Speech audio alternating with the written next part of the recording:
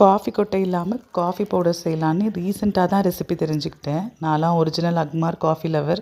அன்றைக்கி டேவே காஃபி இல்லாமல் ஓடாது. எப்படியாவது காஃபி குறைச்சிடணும், காஃபி குடிக்கக்கூடாதுன்னு நினப்பேன். ஆனால் முடியாது. பட் இப்படி ஒரு ரெசிபி கண்ணில் பட்டதுக்கப்புறம் ட்ரை பண்ணாமல் இருக்க முடியுமா? கெஃபைன் இல்லாமல் கில்ட் இல்லாமல் காஃபி குடிக்கலாம். கொண்டக்கடல எடுத்து ஒரு கடாயில் நல்ல கருன்னு வறுத்துக்கணும்.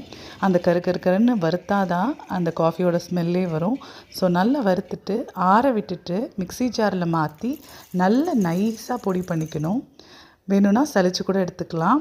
இப்போது இதை ஒரு ஜாரில் மாற்றி வச்சுட்டு நம்ம காஃபி கலக்கலாம். இது ஃபில்டர் காஃபி மாதிரி இல்லாமல் இன்ஸ்டன்ட் காஃபி மாதிரி. நம்ம ஒரு 3 டீஸ்பூன் அரைச்சி வச்சுருக்க பவுடரை போட்டுட்டு 2 டீஸ்பூன் சுகர் சேர்த்துட்டு தேவையான அளவு பால் சேர்த்துட்டு நல்லா மிக்ஸ் பண்ணி விட்டுட்டு குடிச்சு பார்த்தோன்னா 10 out of 5 கொடுக்கலாம். கண்டிப்பாக காஃபிக்கு ஒரு ஆல்டர்னேட்டாக யூஸ் பண்ணலாம். வீடியோ பிடிச்சா ஃபாலோ பண்ணிக்கோங்க.